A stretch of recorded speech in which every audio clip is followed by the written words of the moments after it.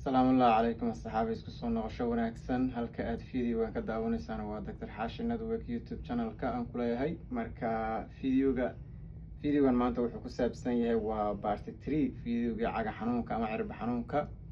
marka qaybtii ugu horeeyay fiidiyowga waxaan uga soo hadlay wax loo yaqaan plantar fasciitis you can see in here plantar fasciitis waa cagta qaybta hoosteeda xanuunka yimaado oo bandkaas lugta hoosteeda ah qaybtii labaad fiidiyowga waxaan uga hadlay Morton's neuroma waxa loo yaqaan oo neerfaha xanuunka neerfaha ee cagta ku dhaca oo meeshaas faraha dhexdooda gala cagta qaybta korkeeda ah ana sagan sii deynaa xadii dambe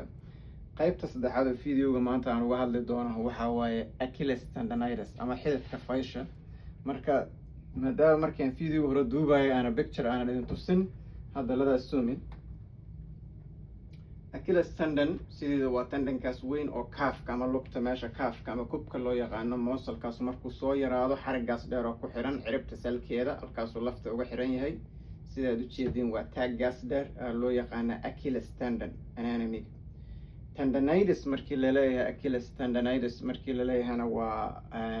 waa inflammation tendonkii ama xarigii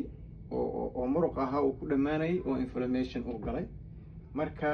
taaggaas loo yaqaan Achilles tendonitis marka saddexdooda xanuunada way shabahaan oo saddexdooda waxay keenaan caga xanuun laakiin mid waa cagta hoosteeda oo waa plantar fasciitis midna waa cagta korkeeda oo Morton's neuroma marka qaar farahan lugta hoosteeda xataa way gashaa marka Achilles tendonitis is the injury of the Achilles tendon often caused by too much use wuxuu leeyahay waa isticmaalka badana inta badan keena oo inuu qofku ordo iyo inuu jaranjar raaco oo maalin walba jaranjar ku ordo dadka soccer-ka ciyaara ama kubadda cagta ciyaara dadkaas u badan sidoo kale fracture ama ankle sprain oo dhacay oo kale uu keenaa inuu tendonkan inflammation uu ku dhacdo marka Achilles tendonitis waa sidaas waxa lagu kala saaraa inta badan gabigood waa wada xanuun laakiin xanuunkan waa xanuun oo ache ah oo sida kuwa hore shaab u ahayn waxaana laga dareemaa ciribta salkeeda laga dareemaa meesha qaybta korka ciribta hoosteeda maahan waxaa la dareemaa ugu badanta markaad rabto inaad jaranjar raacdo markaad rabto inaad orodo markaad wax badan taagnaato dhaqdhaqaaqaasaa dhiba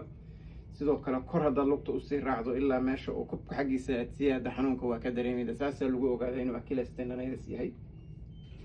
ultrasound waa lagu arkaa oo inflammationkaas waa lagu arkaa isagoo MRI iyo inta badan uma baahna haddaan inuu dilaacay oo go-ay looga baqin hadduu go-o fayshaas go-dana qofku maba soco karo fuudka cagtu way dhacaydaa drop ku dhacaya marka isagu ka fududiya diagnose markay noqoto ultrasound lagu ogaadaa inta badan treatmentigiisuna waa ka fududiyo qofku activity uu hayaa la yiraahdaa iska daa oo rest ya loo sameeyo in guriga joogo xoogaa nasto oo off ka qaato shaqadii uu qabaayay hadduu banooni ciyaaraay baraf iska saaro waxyaalahaas physiotherapy stretch iyo uu sameeyo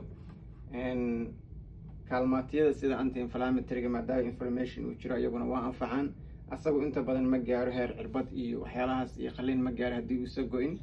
marka Achilles tendonitisna waa sidaas meeshaas waxaanu ugu soo gabagaboobay serieskii oo xanuunka cagta ku dhaca ku saabsanaa plantar fasciitis oo cagta hoosteeda ah